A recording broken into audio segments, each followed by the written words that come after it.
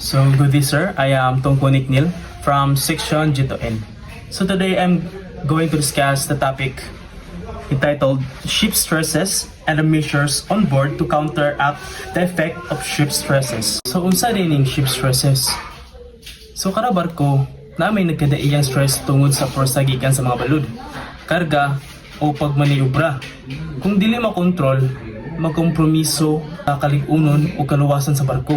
So there are 7 common ship stresses. The first one is hugging.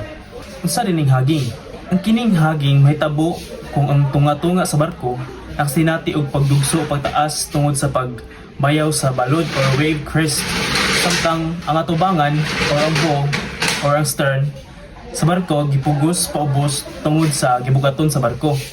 Ang epekto niini, ang keel sa barko muliko pataas sa tunga nga nagbutang og tensyon sa taas nga deck og compression sa lalom nga bahin sa barko. So mao to ang pasabot sa hugging. So ang second one is ang sagging. Ang kining sagging kabaliktaran ni siya sa hugging. Kini mahitabo kung ang atubangan, ubo, likod or stern sa barko gipataas sa balod, samtang ang tunga-tunga sa barko gipugos paubos tungod sa gibugaton sa barko o kung barko anay tunga-tunga sa duha ka balod.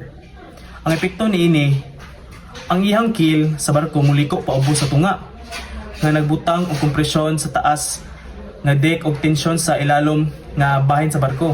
For in short, ang kaning hugging ug sagging mura na sila opposite. So the third one is shear forces. Unsa dining shear forces? May tabo kini kung ang duha ka magkasuod nga bahin sa barko, magsinati og dili pagtaas nga vertikal nga porsa.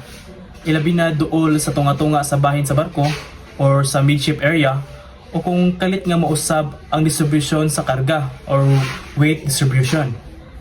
Ang epekto niini nagpahinabo kini og structural deformation o posibleng pagkahugno sa huyang nga mga punto o compression sa deck.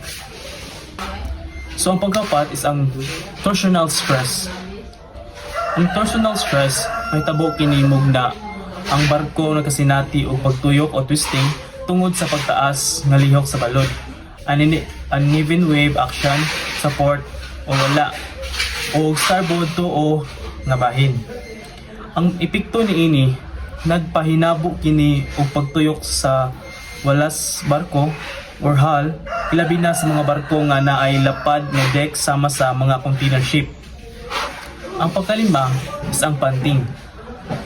Usa ni mahitabo kini ang alternating nga lihok o pagsulod o pagawas sa hull plates dool sa tubangan or bow o likod or stern tungod sa pagbag-o sa pressure sa tubig, samtang ang barko nag-ubo o pitches o makasugat og mga balod.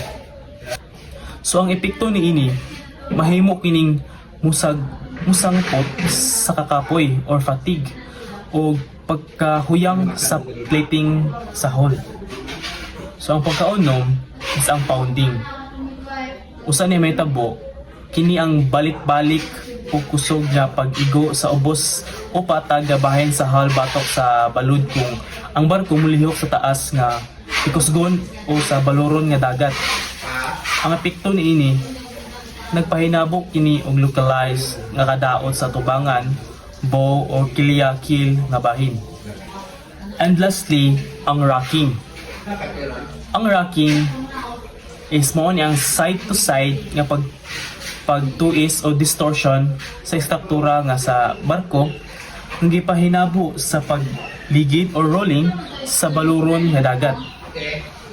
Ug ang epekto niini, nagbutang kini og stress sa transverse frames o bulkhead sa barko.